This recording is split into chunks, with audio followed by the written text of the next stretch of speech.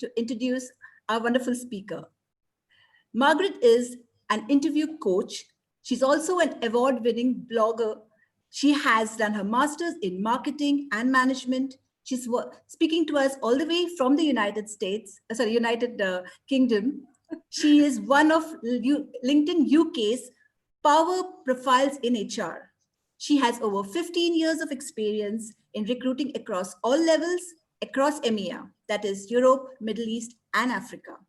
She has spoken on various career events as well as conferences. She's a passionate coach, as well as she's helped thousands of job seekers to get their dream jobs worldwide. I mean, there's so much of Margaret to speak about because I think I'm just touching on the iceberg when I say these things. She has been featured in Cosmopolitan magazine. She has been interviewed by Financial Times as well as Management Today. She has written 2 ebooks. One of them is Land That Job, and the second is Get the Job That You Want. And I hope Margaret gives us some insights on that today. She has been recognized as the top career influencer to follow. She has Top Career Blogs 2020. Believe me, I have so much to tell about Margaret, but I want to give her as much of time on this because we have so much to learn from her. So over to you, Margaret. I will request Santosh to stop. You can share a slide, please. Fantastic. One moment. Share screen. Thank you for accepting our invite to come here. We are really privileged. Pleasure, absolute pleasure. So let me. Can everyone see my screen? Yes. Okay, fantastic. So thank you so much for inviting me, and good evening to everyone. Nice. Good evening to everyone who's watching tonight. The topic of tonight is how to make the interview shortlist. Of course, that's never guaranteed, but especially in the current times when there's so much more, the job market is so much more competitive. It's really important that we understand how we increase our chances of getting that interview and then getting a job offer. So what we will look at today is the most effective methods of looking for a job. We'll look at how to improve your online networking skills. Obviously, with the global lockdowns and people not necessarily working from offices, all of the networking has moved online. I will also share a bit about what recruiters are looking for on a CV or resume. I'm using is the same word. I mean, we use CV in the UK and in Europe, but resume in the US, and how also to utilize keyword optimization, how to tailor your CV to specific positions. And finally, how to identify your value proposition and how to quantify achievements on your CV. So we have very action-packed half an hour, and let's get started. And I'll be very happy to answer any questions you might have after this brief presentation. So I won't introduce myself again because Anita has done it very well. Thank you so much. But yes, I have mostly recruited for global technology companies, but also mid-sized companies and startups. You can see some names on the screen. And I have indeed recruited very internationally. While I haven't done, well, my recent experience has been mostly recruiting in Europe, but I've done some recruitment in the Middle East and in Africa many years ago. And in terms of my interview coaching, I've had even recently clients from Dubai, from Saudi Arabia as well. So, you know, I have clients in Africa. And I've even been to Saudi Arabia to train some recruiters on interview skills. I was invited by a public investment fund, which was very interesting 3 years ago. So I have a little bit of experience in that region. But I think, you know, while the local markets are of course different, the principles of selling yourself in job interviews, they're really pretty much the same, even though of course every company will have a different interview process. So I very much hope that the examples I'll be sharing today will be useful to you if you are, especially if you're a corporate job seeker, and really no matter what country you are in. So let's just go briefly through some of the job search methods. So networking is the one I will cover actually on the next slide, but networking is really the method that I would recommend the most, because when you look at how many jobs are filled through networking, it's actually a pretty high percentage, especially if they are executive positions. Unfortunately, many job seekers, they just rely on job boards, and that's probably the most ineffective method there is. And a lot of job seekers apply via job boards because I think they just feel they're being productive, they feel they do something, but unfortunately, a lot of the jobs on job boards, they're kind of out of date. Often by the time you apply, the job might be already filled or on a final interview stage. So it's not that you can't get a job from applying on job boards. I got jobs like that in the past. I've certainly got jobs applying on LinkedIn. But if you just rely on that, honestly, you could be looking for work for a very long time. So it's also social media, of course, LinkedIn is the platform that I'm sure all of us use, and as recruiters definitely use LinkedIn to find candidates. So again, it's very important that you have a strong LinkedIn profile with strong summary section and headline and relevant keywords and quantifiable achievements. We'll talk a little bit about that later in the context of a CV, but the same applies to LinkedIn. I would also definitely recommend creating a target list of organizations that interest you, and then set up job alerts to, not every organization will advertise on a job board. So it's really important that you have a list of, 10, 20, 30 of list of target companies that interest you, and try to connect with recruiters there, try to connect with decision makers. You want to start networking within those organizations. So if an opportunity comes, you will be top of mind to be contacted. So having a target list of organizations is very important, even just to connect with recruiters. And staffing firms, agencies, they can definitely help, but in my experience, if you have like a very linear career progression, so you have kind of climbed the career ladder in a similar position, then it's easy for you to be placed. Unfortunately, if you are a career changer, if you are someone who maybe has had a long career gap, agencies typically will not be able to help you, because they get paid only if they get paid if they present the candidate that fits the brief that the client has given them. And typically the client is looking for someone who looks like a perfect match to a specific position. So if you are a career changer, it's probably not going to work. So you can still try, but in general, I wouldn't rely on agencies as such. But the networking bit, it's very important, because sometimes I will speak to people and they're like, oh, I don't have a network, or I don't know how to network. And maybe you are new in a country, maybe you have just moved to a specific country and you just don't really have that network yet. So how do you get that network? So firstly, I would definitely think of your primary network. Who are the people that you have worked with, who can, and how many of them know that you are currently looking for work? Because sometimes I will ask my interview coaching clients, well, how many people know that you're looking for work? And they're like, oh, my family knows. But really, all of your contacts, people, that you've worked with, your bosses, if you can get some recommendations, I would definitely do that. I remember once, I've lost the job I had, we're talking 15 years ago, and I've emailed my entire network and just mentioned what happened, and I've mentioned what I was looking for, and I was very specific.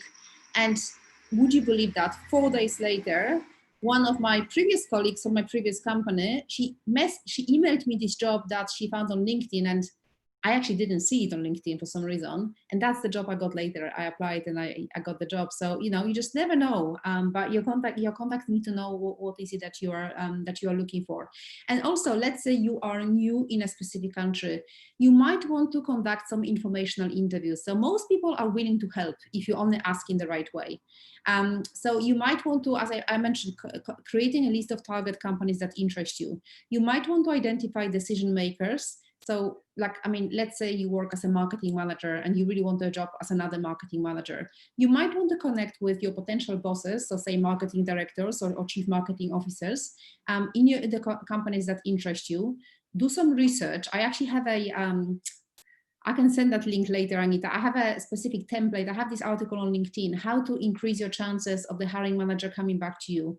So I give some tips, like specific template. You need to do your research, but then use that template to increase the chances of someone actually coming back to you. So I'll be very happy to share that.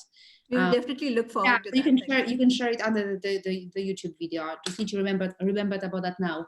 So again, reach out to them, and you can even don't ask people for a job, because no stranger will offer you a job. It's kind of putting and puts people under too much pressure. But you might just want to ask for 10 minutes of the time, or ask if they can recommend any other companies. Seem like you can just ask for something. You might just want to ask for informational interview to find out more about the different roles within a company and what advice they would have for you, etc. etc.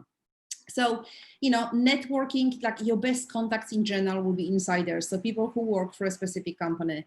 But honestly, don't just ask for a job, because I actually find it, I work in recruitment, mind you, not right now. My last contract ended at the end of March. But as a recruiter, you typically receive a lot of direct approaches. And in general, I don't mind. I'm happy to help people. But a lot of people don't even bother clearly looking at my profile, because if you look at my profile on LinkedIn, you would have seen I've recruited in the tech sector or e-commerce for 14, 15 years. But sometimes I will get a CV from someone in oil and gas sector or investment banking, and they're like, well, have you got a job for me? I'm like, no, read my profile. Like, don't waste, like, do your research before you contact someone to increase your chances. So don't just contact random people. Again, sometimes what I see, people, and they just really don't have a clue. They would send the same email to 30 recruiters and they will put them on BCC. Like, don't do that. You have to be sending personalized messages. So never just ask for a job, someone that you don't know, because they aren't likely to help you. And most people won't be able to help you directly, but they might be able to help you indirectly. So they might be able to refer you to someone, or maybe they can tell you who the hiring manager is for a specific position, or maybe they can just give you some advice. So in general, when you do speak to someone, you might just want to find out how they see the industry, or what's going on, or what the companies like to work for. And of course, you do some research first to show that you've done some research on the company, and you ask some relevant questions. If they know of any relevant openings, or like, when maybe what's the person you could be contacting, who could be a decision maker in the department that you are interested in.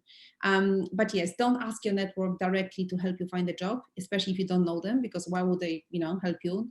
Don't put them under pressure, and just don't just talk about yourself. So that will be important to remember. So how to improve your networking skills? Firstly, if you have a network, and most of us, if we have been working at all, we have some kind of network. So always focus your networking on the people that you know first before reaching out to strangers, because clearly you are more likely to get a response if you email your previous colleagues, people from your university, or your previous managers, your previous clients. You are more likely to get a response than if you contact a complete stranger. So if you know someone who works for a company you might like to work for, you can contact them, or someone who knows someone who works for a company you're interested in. So if you don't know the person, but they work for a target company, again, I would maybe try to find something that you have in common with them, or someone or something in common, but start with people that you know. So in general, when you email someone and you are a job seeker, don't ask for too much too soon. If someone sent me an email and if they kind of mention something specific, like let's say I'm recruiting for a company, if someone sends me a brief email, they briefly mention they're interested in our company, they mention why, maybe they say I haven't seen any relevant jobs, but I can do XYZ. Maybe they mention something about what value they bring. If they just ask me something about other likely to be positions in that area, or who can I contact within a company related to that area, I will definitely help them. But if they sent me this massive email and they're like, can you review my CV? And do you have any jobs for me? They haven't done the research. I'm less likely to help, because you should make it easy for the recruiter or the hiring manager to contact you. So, be clear in stating the information you want, and often it's just the information. You want to make the like short paragraphs. Don't send a massive long message to someone that you haven't spoken to before. And if you have someone's email, and there are a lot of tools that will enable you to find someone's email address. I actually literally forgot the names right now, but you can just Google that. There are some free tools that will help you identify someone's email. So, not everyone checks the LinkedIn messages daily. I mean, I do, but not everyone does. So if you have their email, I would probably send an email first. So what to include in your email, and I will show you an example in a second. So if you contact someone and if it's a job networking email, personalize the message first. You just be friendly. I mean, you don't need to have that much of a chit chat, but try to personalize it. Like, you don't want to seem like if you're sending the same message to 20 different people. If you've had some contact before, just remind them how you know each other. So it doesn't have to be your previous work colleague. It could be someone that you met at a conference 5 years ago, and maybe they now work for the company that interests you. So remind them how you know each other. State what you're looking for. So maybe it's advice, maybe it's information, maybe it's recommendation. then concisely remind them of your background. So I'm literally talking 3-4 sentences, and then, you know, thank them for the time. So that's just like a basic structure. You will get the slides.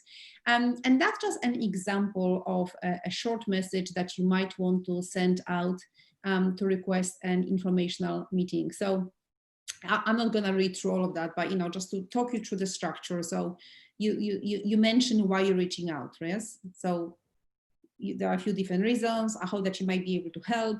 Then you mention what is it that you are actually looking for.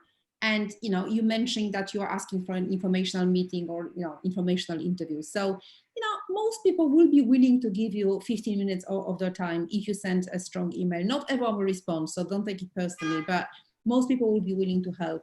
And then, you know, you can send a personalized, like your insight and advice in these areas would be valuable. And you, again, you mentioned something specific about why you think they might be able to help you. And then just, you know, thank you in advance for any help you can provide. So that's very simple, you know, send several of those messages and someone will respond, and that can definitely move your job search forward, especially if you don't have a network in a specific country.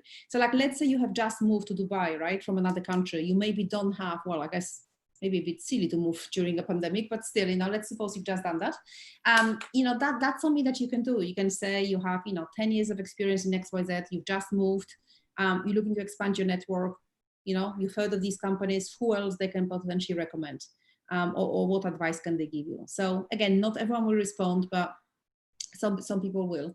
So let me just briefly talk you through what recruiters are looking for on a CV, and I will share some specific example of a CV as well.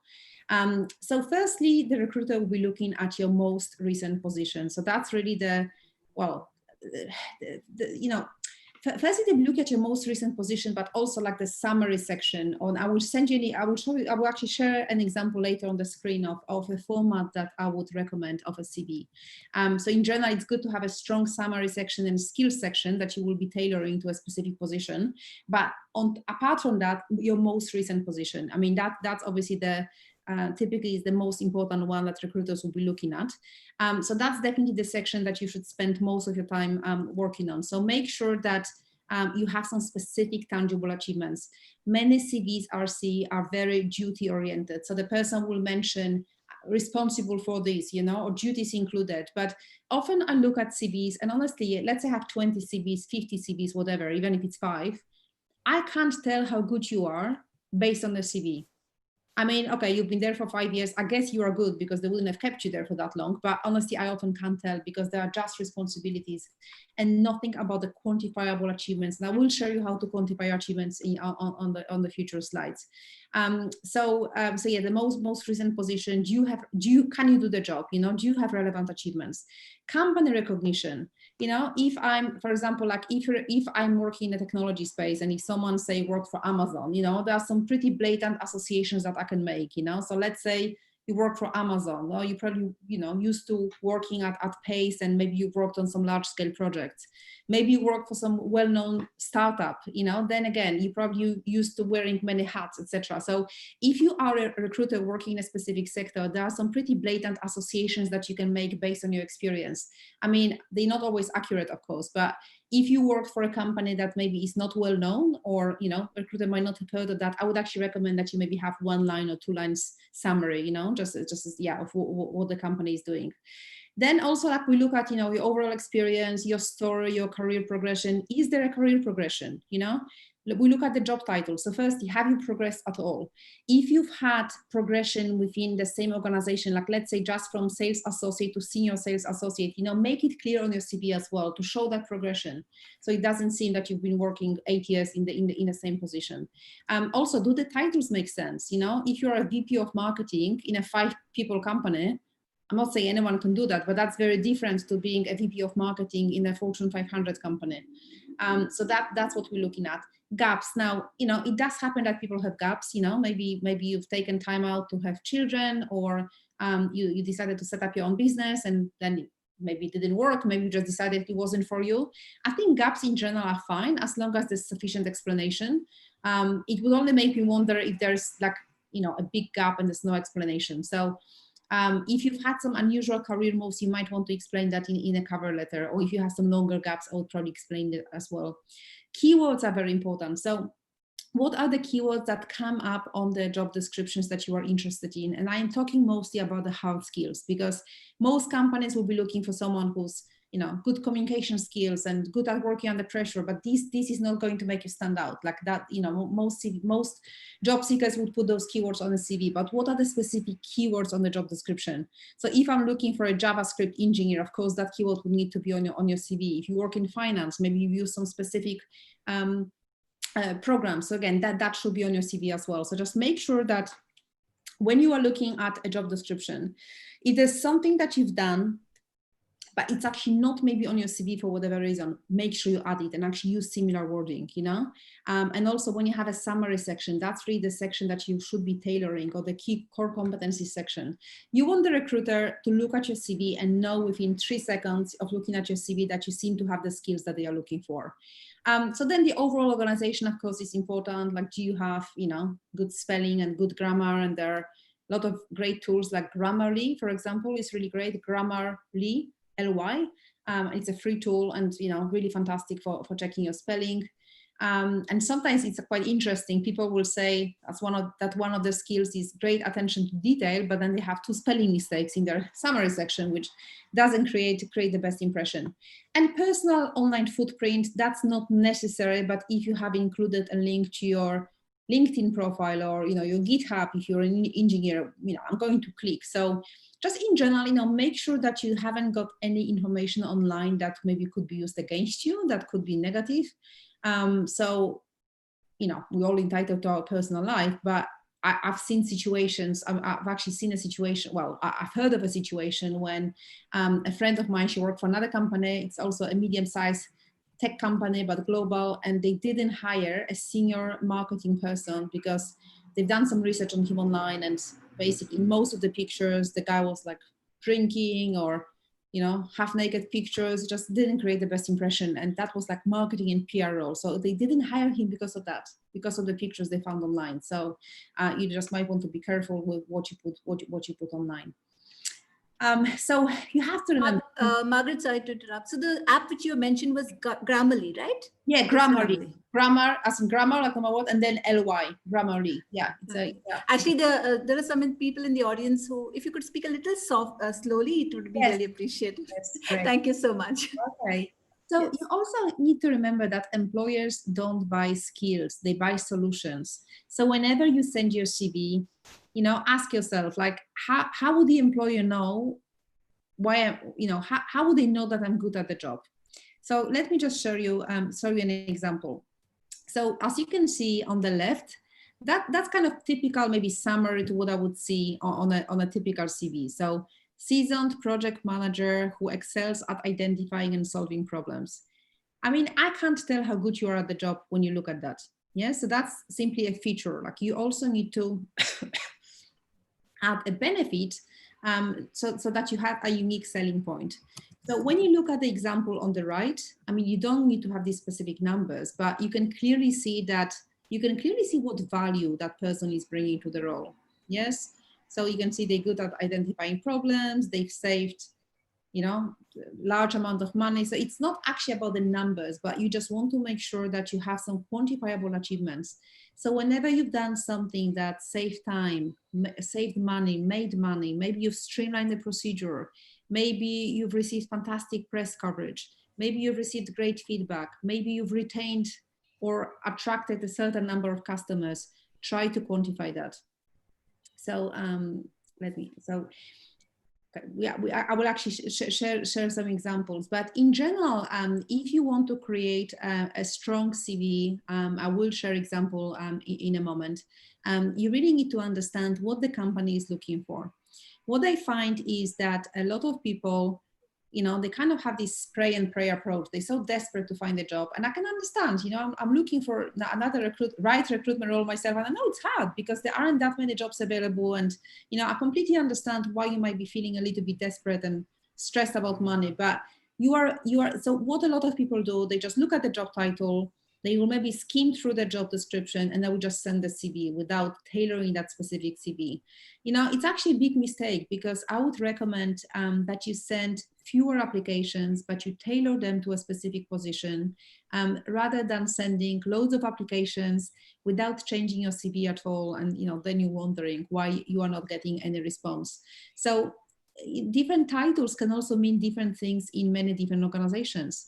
In some organizations, as an example, account manager is account manager managing the relationships with the client, but in some organizations I've worked for, like software companies, this is typically a very highly paid software salesperson. So you really need to understand the job before you apply. So fine-tune your keywords and customize your CV for every single position that you are applying for. And actually, it doesn't have to take that long at all. It's not about changing your entire CV, because of course your experience it is what it is. But you just want to make sure that you have very specific accomplishments listed on your CV. And I would always recommend that you have a summary section on top of the CV, or key competencies, key skills section, or just one or the other, depending on your level of experience. And that's where you would draw the recruiter's attention, that you have the skills that they are looking for. So again, what are the hard skills listed on the job description? And if you have these skills, make sure that's included on your CV. Also, don't apply for jobs you aren't qualified for. Now, I'm not saying that you have to have 100% of the requirements listed, because often the job description is listed with a perfect candidate in mind, and the perfect candidate might not exist. So you don't need to have all of the qualifications, but I sometimes used to get, there was this one person candidate when I was at Expedia. He applied for 25 positions, none of which he was qualified for. So can you just see, like, I could not take someone like that seriously, even if there was finally a job that he was qualified for. You will sometimes have students applying for sales director role. I mean, it's just like, it just doesn't make any sense, I completely appreciate that sometimes it's difficult to understand the level of the position. So you might apply for a role that's too junior or too senior.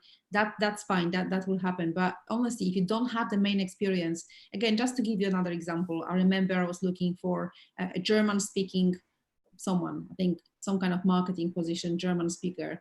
And the German was a must. It wasn't nice to have. It was actually a must. The person would be working in German with the German market. It was the #2 requirement on the job description.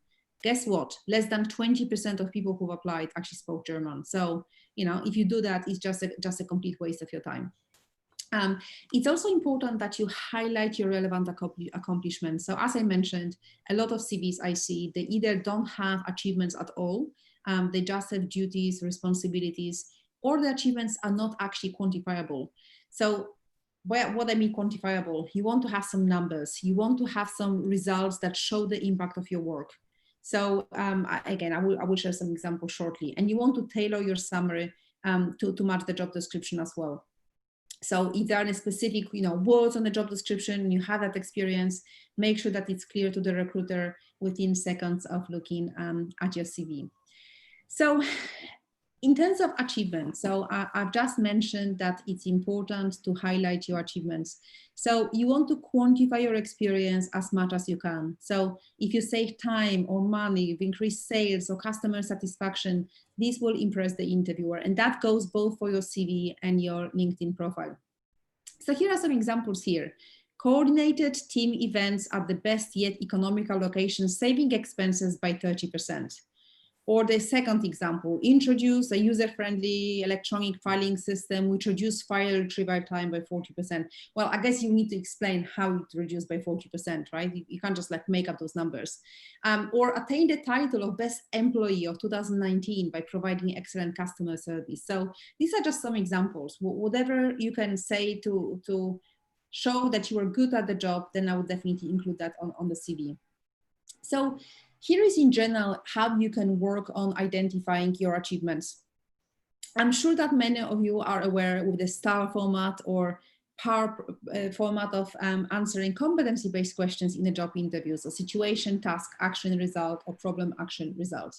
Obviously on a CV, you only need 1 or 2 sentences. You don't need the whole STAR example, but that can help you to just create some achievements. So firstly, in the problem, action, you summarize the problem or the challenge and explain the context. So provide some information about the scale. So maybe you are working on something within tight timeframes or during a major reorganization, like paint the picture so they can understand the complexity of your work.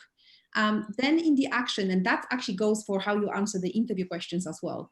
Tell them what you did and explain your contribution, because I do understand that sometimes you work as part of a team, but at the same time, you have to use some strong action verbs. So don't say I was responsible for, or my duties included. Use some strong action verbs like I managed, I led, I initiated. Yes, so use some of these strong action verbs. And then the result, and that really goes both for your interview answers and for your CV, is that you explain the business impact of your actions. And that's really one of the biggest mistakes that I see why people don't get jobs. You know, they don't talk enough about the results. They talk about what they've done, but not about what they've achieved and what were the contributions. So you want to include some of the contributions from employer's point of view. So for example, deputized as a team supervisor for a team of 5 and led the team successfully in completing a 250,000 project in upgrading the company's sales order entry system. And then they mentioned the savings. Now, these numbers don't have to be that impressive. I don't have those numbers in my job. So it's not about that, you know, it's absolutely not about that. It's just about showing how you've made an impact. And I can promise you can find some of that in every single position. You can quantify. I remember I was doing a workshop in a organization that had a lot of social workers, and they're like, oh, I don't know how to quantify my achievements. But actually, you can still quantify. When I started asking them questions, I've realized that, you know, like one of them, she typically worked on 50 cases per month, and she was successfully closing 20 cases each month. So that's something that you can quantify. You don't have to be in a sales role to quantify your experience. So these are the examples I've mentioned earlier. But there are 3 easy ways to quantify your experience, and you don't need to be in a sales position at all. So let me show you some examples. You might want to show how many. So when you look at these 2 examples, many CVs I see, they have something very generic, like ensured compliance with filing of annual forms.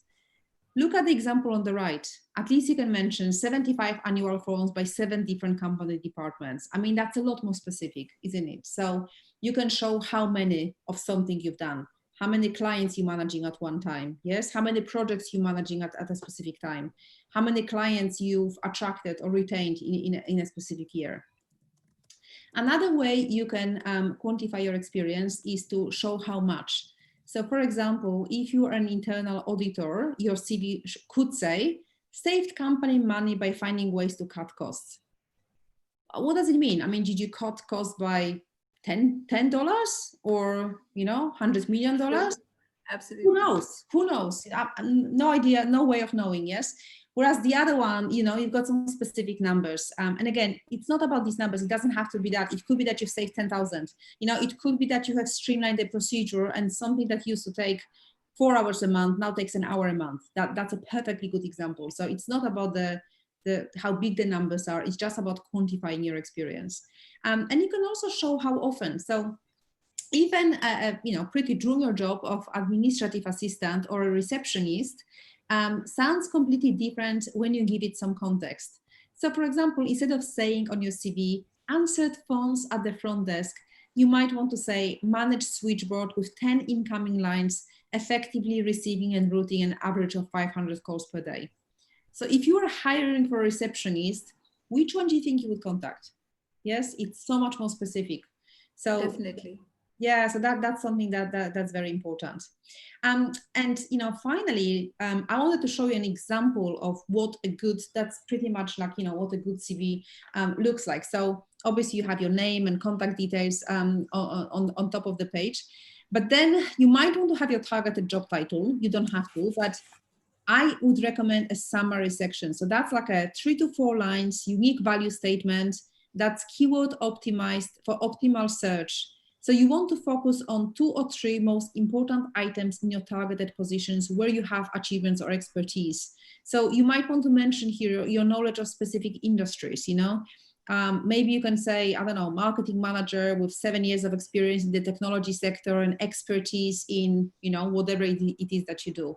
And if you are changing careers, if you're transitioning from a different career, I would mention here some of the transferable skills you have, and also what industry are you actually interested in, and what job you're looking for. And then that core competency section I've mentioned, I mean, you don't necessarily need both. You might just want to have one or the other. But I would have a few bullet points of what are the specific keywords from the job description that you actually have. And they are also mentioned on the job description.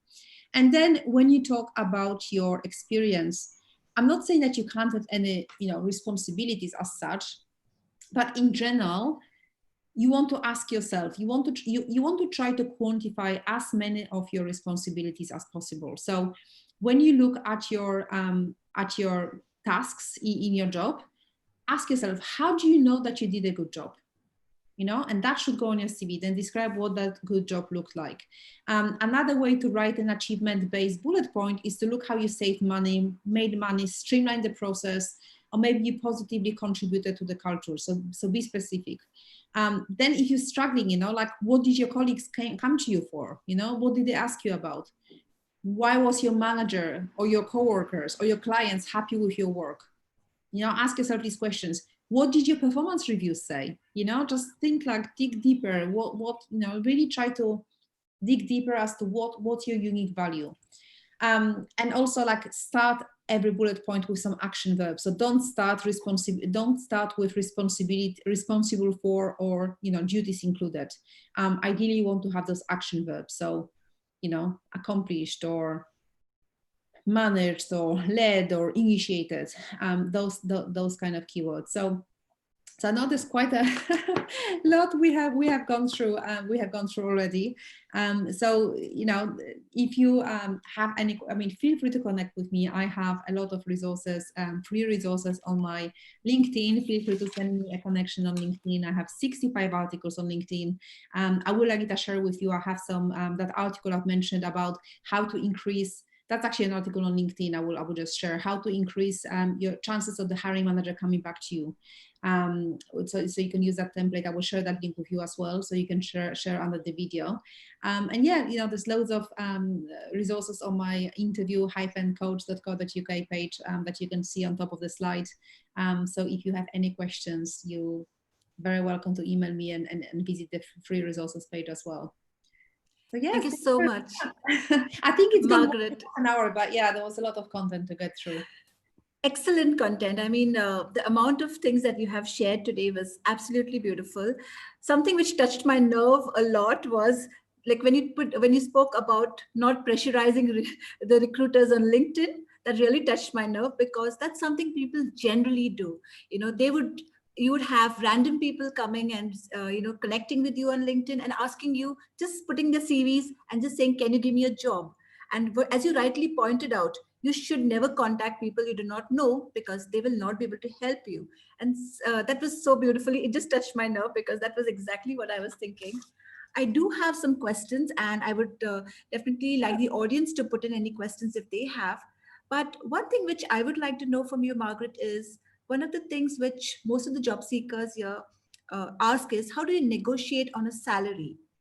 Like when you have got an interview call, whether it's face to face, or how do you negotiate a salary in this particularly in the pandemic area? Yeah, I mean, you know, there isn't one fast rule, because as you know, the different companies have different rules of salary negotiation. So some companies have a very specific range for a specific level, and you know, there isn't much movement. Like they will typically offer you something in the middle of that salary range, but you know, they might go a little bit higher, but there isn't like an unlimited amount. Some companies are much more open. They have some idea of what they want to open or what they want to offer, but they might be willing to negotiate. And that's typically smaller companies. I think most of the larger organizations I've worked for, they have pretty defined salary ranges. So it really varies from company to company, but I would recommend a few things. So firstly, try to do some research on what you think someone with your experience should be earning. I know this could be tricky sometimes, because there are websites you can look at. So again, I'm not sure how popular they are in UAE because some of these websites are more US based, but in general, I would look at Glassdoor because Glassdoor has some information. Again, not always. Glassdoor, Glassdoor is popular in UAE also. Yeah, Glassdoor I would look at, although it's not always accurate. It's always accurate. I would look at salary.com. I think that could be maybe more US. Payscale. Payscale.com as well. And also, at least in the UK, some recruitment agencies sometimes publish salary surveys for a specific market. So, for example, a few years ago, I used to recruit for a lot of digital marketing positions. And a few agencies, they would publish, every single year, they would publish a salary survey for different roles, so different roles within digital marketing, from the most junior level to the most senior level, and based by location, so London and outside of London. So try to maybe like even Google your job title plus salary survey. I think some of them, yes. So that's the people research. If you are dealing with a recruitment agency, they should be able to tell you what the salary range for the position is. If you are dealing with an internal recruiter, typically they will ask you, okay, what are your salary expectations? If you have to share that, I mean, ideally you would want to know roughly what the salary is first, but I would recommend giving a range. So again, based on your research, yes. So maybe you could say, I'm just gonna pick up, mention random numbers. I am looking, the jobs I'm looking at pay between say 75 and 85,000, but I am flexible based on the requirements, based on the requirements of the position. Or I am ideally looking for, you mention a range. However, the job itself and the company, is really the most important factor. So in general, I wouldn't recommend mentioning just your minimum number. I'm sure you have your minimum number in your head, but if you just mention that minimum number, you are not likely to get anything more than that. So ideally ask for a little bit more, and then you can hopefully negotiate or mention a range. Yeah, I think mentioning the range is a good suggestion, because I think if you give a direct ballpark figure, sometimes you might not get the job or not be shortlisted for the job. So if you have a range in mind, so it gives the recruiter an opportunity to discuss further. Yeah. And I think some of the people in the chat have mentioned about Bates and Robert Half, which do salary surveys in UAE. Exactly. Robert Half does that in the UK as well. Yeah, absolutely. Yeah. And Payscale, indeed. So we do have a few of these out here. So I'm sure the job seekers can go to those sites and look at their ranges for their salaries. One of the things, sorry. I just want to comment, because you mentioned earlier you have these people contacting you, with CVs. I mean, if you're a recruiter in general, I expect to get CVs, but just look at my profile. It's not that you can't send your CV to a recruiter, you can, but just make sure you're not sending your CV to any recruiter without actually checking what they do. That's number one. And another thing, and I've noticed that actually in the Middle East, I don't see that in London. So I see a recruiter in the Middle East posting, I'm looking for, they mentioned the position. And I'm seeing hundreds of comments saying interested. So this lady got interested. Oh, that's how you're gonna make yourself stand out. Because if I was a recruiter, there's no way I would go through 200 interested profiles. If you see opportunity like that, message the recruiter and say, I've seen that you advertise this position. This is why my experience is relevant. Can we speak? So don't just say it. It's very lazy. They're very, very lazy. Absolutely. You bang on said that word. It's a lazy way of looking out for a job. Yeah. And people think that people will actually view your profile if you mention that. No. And secondly, I like the fact. 5 maybe, but I've seen like 200. I'm like, oh. Yeah. I've noticed that you had mentioned about also some very good points about how to basically qualify and show how many when you're doing your CV, because I feel even while making the CV, many of them are so lazy to just copy your format without putting any intent behind the CV. So you have given some excellent points about quantifying it, mentioning it, because that will distinguish, who's the right candidate for the recruiter. And if people do not get responses for the hundreds of applications, they need to know that their homework was not right. So that was a very good point that you had mentioned. So there's another question before I again give it to the audience. There's another question which I had. You did mention, about not to network with recruiters and also not to cold email people. So I saw it on one of your blogs. So could you give a little more insights about what you meant by that? No, I'm not sure what you said. Not sure.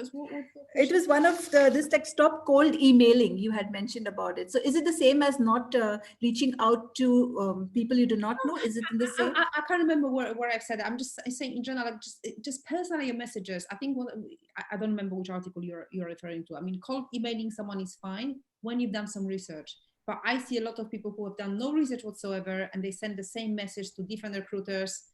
I mean, it's actually incredible. Like, do you seriously think you're gonna get a job if you email 30 recruiters on the same email? You know, maybe that's what I meant. Because just to copy paste. Yeah, no, this seriously is. And I find it incredible that in this day and time, someone actually messaged me recently, and not just me, they messaged about 10 other people. They were on BC, they were on like CC. So I'm like, you're actually emailing all of us.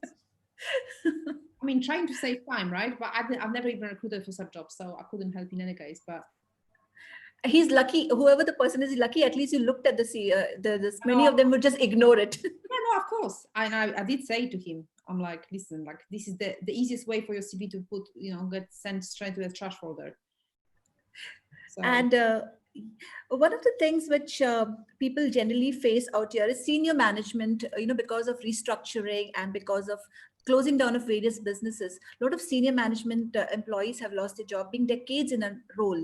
How would they start their search? And because I know CVs don't work for that profiles, because having a CV will not work. I know you mentioned networking, but if you could throw a little bit more light on that, it would be helpful. Yeah, absolutely. So firstly, if you are a senior manager, you probably have a pretty big network of people that you have worked with. So again, I would recommend that you identify some target companies that you are interested in, create a list of all of your previous clients, previous colleagues, and contact them again and just see, where you could potentially add value. Another thing I would recommend, and that's actually the article I will share with you that exactly explains how to do that. I would basically create a list of target companies and really research them. Like listen to the earnings call, listen to videos of top executives and just see like where can you add your experience? What problems can you solve for this specific company? And then try to connect with decision makers in those specific companies. And basically offer them, send something personalized, but basically offer yourself as a solution to their problems. But that will only come after you've done the research. So I would recommend connecting directly with the decision makers after researching them. And I will share that template with you because you can do that. But again, you need to do your research first, but that's the template that you can use. That would be really useful. Yeah, I will send it to you straight after this call. Thank you. So I would like to request Santosh or Anita, if there are any questions that people have asked, would someone like to, we can use that time to take some more questions. Has anyone raised their hands for any questions? There are a few questions in the audience. I think you can ask, there's Michael Pinter who has a question.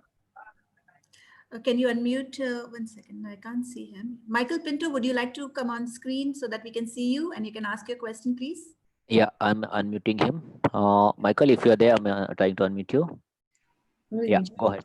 Sorry, my video is not working, so I'll just pose my question. No issue. Margaret, can you hear him? No. Okay, Michael, can you speak a bit louder, please? Thank you. Yeah, can you hear me now? Better, yeah. Mm-hmm. Yeah, okay. So I have a question for Margaret is for a middle management post, what is the ideal number of pages in a CV? So, I mean, it shouldn't be too long, too short. So what is the ideal number for a, say, a middle? Interesting. I would say if you are at a, I would say in general, a couple of pages is good. You maybe have, you can maybe have 3 to, well, I would say no more than 3 pages if you are quite senior. But I sometimes, I think 1-page CV is definitely not enough because it's just a summary. If you are a brand new graduate, great, 1 CV or 5 years of experience, your 1-page CV would be great. But in general, I would say 2 to 3 pages. Maybe if you work in some professions where you have like publications, maybe you work in academia or in healthcare, then you might have a longer CV because they typically list their publications. But sometimes I see CVs that are like 7-8 pages. No one will read that. No one will read that, and you clearly can't get to the point. So if you have worked for a long time, you really need to just focus on the last 10-15 years. You might just want to have an early career history section. So I think it's more about the content, not about the number of pages. but as a rule, I would say maximum 3. That's good. I hope that answers your question, Michael. Thank you. Okay, I believe Wenzel has a question. Wenzel, do you want me to unmute you? Okay, I'm unmuting Wenzel. Yeah. Yes, Wenzel, please go ahead. Hi, good evening, Margaret, and good evening, everyone. My question to you is, now I have been in Dubai for the last 7 to 8 months. And in between, there was COVID, and that's when everything, one of my offer letter got deferred. And that point of view, I upskilled myself in digital branding, let's say social media, digital branding. Now, coming to the question, do you think I should add freelancing, whatever I did in the last 8 months in my resume to let a recruiter know that in the last 8 months, I was not idle? Or do I just go and say random? Absolutely. So just to clarify, the job you're looking for is related to the freelancing work you've done?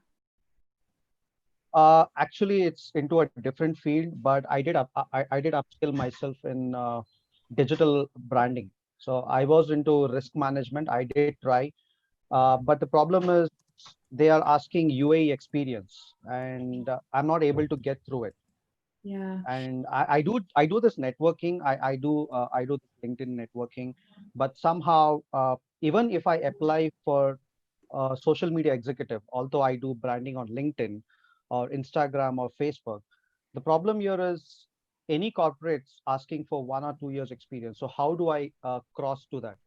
How do I move to the next level of saying that, okay, I'm interested in this field. I'm trying to go into the new domain, but I do not have that experience, but I can show you what I did in the last 8 months. That's exactly what I would do. There's actually there's a guy in the US, his name is Austin Belzak, and he teaches people how to do this value validation project, because he used to be like basically he had some like degree not relevant to anything, like, I don't know, it's something like healthcare or whatever, and he actually wanted to work for a tech company. So he set up his own like a social media or digital marketing agency. He did some work kind of like you did on the freelance side, and then he started approaching companies. So he's already delivered results. So if you have done something for clients, even if it's for free, I would definitely mention that. So first, in your summary section, I would make sure it's very clear what skills you have, even if you don't have experience. I would mention the specific skills you have in say, digital marketing.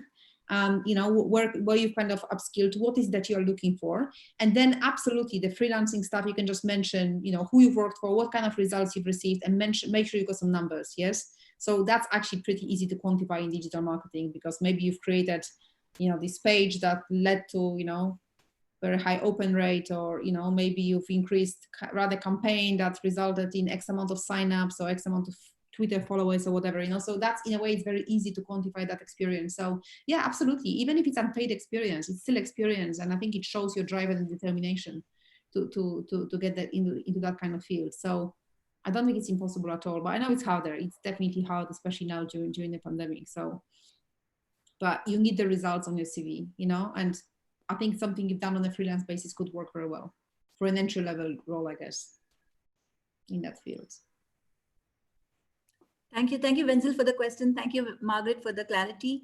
Margaret, you had mentioned that you had some ebooks which help, which can be helpful. Would you like to share a bit details before we take some more questions? Yeah, I will actually share the links, but just very quickly, I have this online course which I will share. Yeah, online courses. Yeah, it would be nice to know a little bit about that. Get the job you want, and I have 5 videos similar to what we've done today. So there are 5 videos: how to get more interviews, how to optimize your LinkedIn profile, interviewing techniques, salary negotiation, and then there are a lot of handouts that you see. So the resume template you see, I include that the CV template.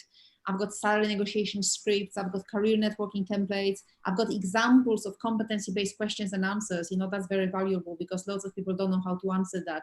So that course is on, and basically that course normally costs £97. Right now I'm selling that during COVID just for £39. That's $45. I mean, I have no idea what that will be in your currency, but it's not expensive. And you get a free 30-minute coaching session. So I will share that link, but I just really want to help anyone who's kind of struggling right now, needs feedback on their CV. So not only you get all of that for extremely low price, I mean, that's like, extremely, extremely low, you'll actually get a free, if you kind of buy Coaching session also. So that's that's an excellent one. Video coaching session. So yeah, that's just for anyone who watches today. But I will send you that link later. So yes, please. Thank you. That will be really nice. Yeah, so. I had one more question before I can ask for the audience. One was, how do job seekers get noticed on LinkedIn from the recruiters? Well, honestly, very similar principles. I actually have the video, the whole webinar in that course, but it's a similar principles. You want to have a strong, about me section and summary section as well. You want to make sure you've got the relevant keywords, just as I was explaining on the CV. You want to have some tangible achievements, and again, the keywords and achievements. And one thing that's kind of different on LinkedIn to your CV, that you need a strong headline section. So the tagline section, it used to be just 120 characters, it's now 220 characters. And I would say, don't let it default to your job title. So if you say, like a digital marketing manager, you might want to mention something more specific, digital marketing manager specializing in, or mention the results, or, I mean, I actually have a, let me actually share, because I also have the video I did on LinkedIn that I can share. I can share the link with you as well. So I've got some examples in there. I've been to your website and I know there's a gold mine of information all available there. So it's really, really useful. I'm sure if you can share I'm sure one of the team members will share your website, your blog details. You can just share below the video. Yeah, we love your website and we love the information. It's really I will share a few links that people will find useful. So Margaret, if you can now unshare your screen so that we can ask. Thank you so much. Yeah, I would like to call upon our founder, Avil Pinto, to give a vote of thanks if possible before we take more questions, so that we can keep the time, and then it will be off the YouTube after that. So, Avil, can you please? Thank you.